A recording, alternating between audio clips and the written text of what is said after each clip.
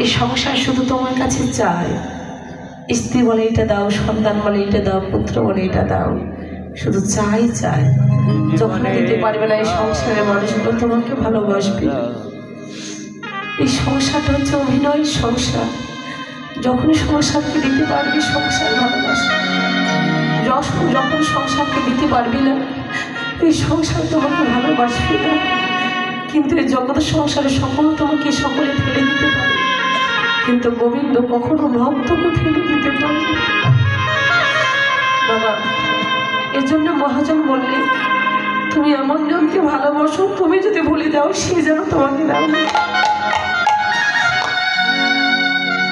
এই জগতের মানুষকে তুমি ভালোবাসবে, কয়দিন পরে তোমাকে ভুলে যাবে বাবা।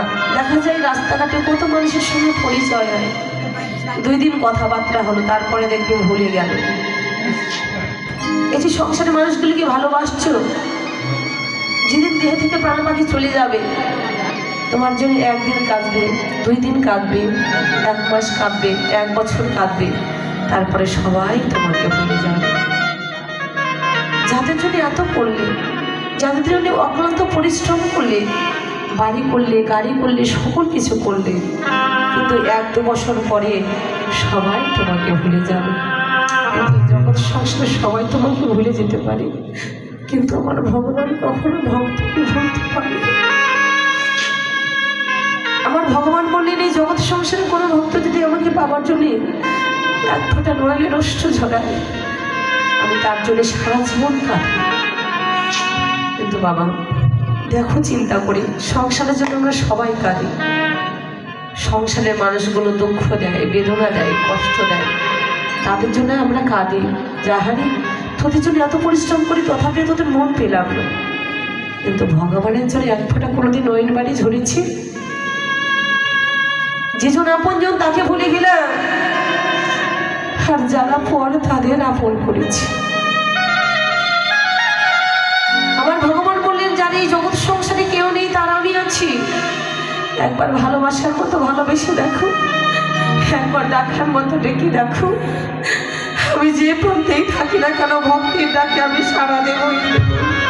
হরে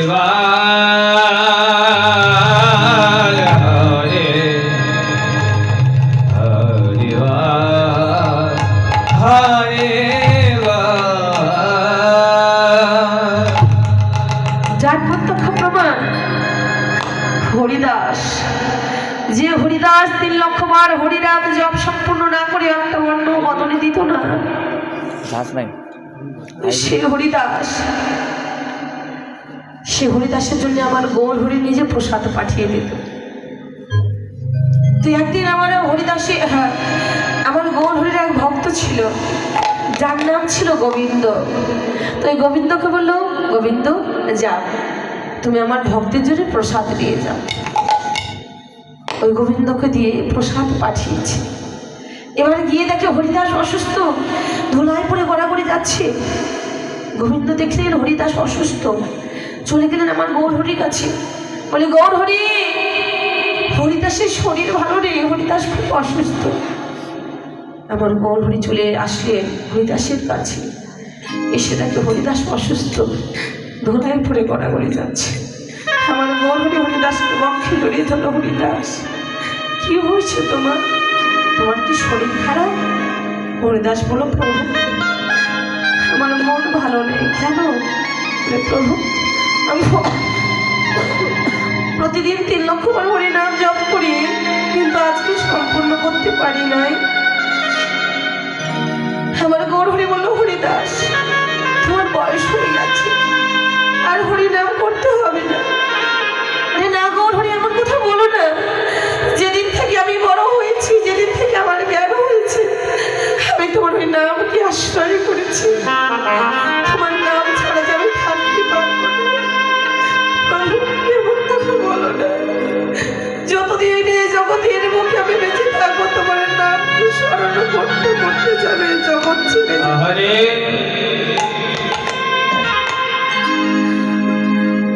আমার গৌর হরি বলল, হরিদাস জানো হরিদাস, তুমি আমার দেহের একটা প্রাজন হরিদাস।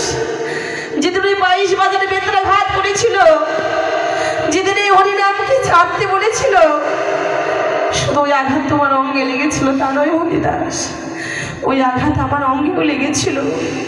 শুধু তুমি নয়, এই জগৎ সংসারে কোনো ভক্ত আমাকে যদি ভালোবাসে আর ওই ভক্তকে কেউ যদি আঘাত করে, ওই আঘাত যে আমার অঙ্গে এসে লাগে হরিদাস। আমার গৌর হরি বলল, হরিদাস